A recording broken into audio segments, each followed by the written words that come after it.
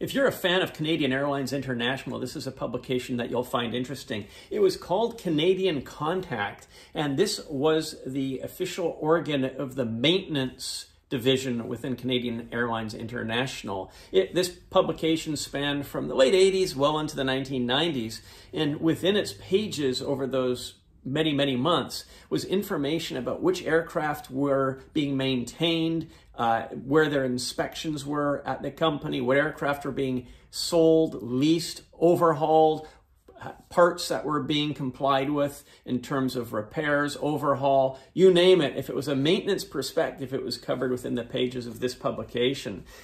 It would typically open up with a message from Canadian Airlines Vice President of Maintenance. The gentleman's name was Chris Nasenstein. So as you can see, he had a opening paragraph on the front cover of each issue.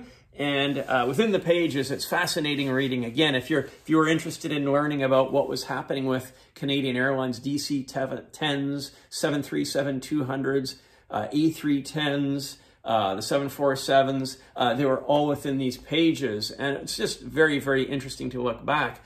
All of these aircraft are now ancient history. The types are all extinct pretty much for the most part in North America.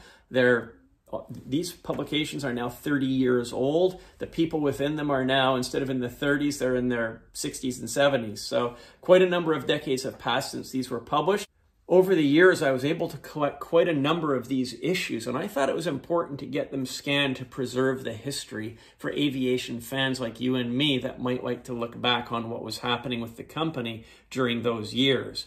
I've got these scans available for download and reading on the JetFlix TV website, and they'll soon be added to the JetFlix TV app. So if you're interested in having a look at these, they're available if you're a member of the JetFlix TV website. So check it out. I've got the link posted into this video below and hope this is something that you might find of interest.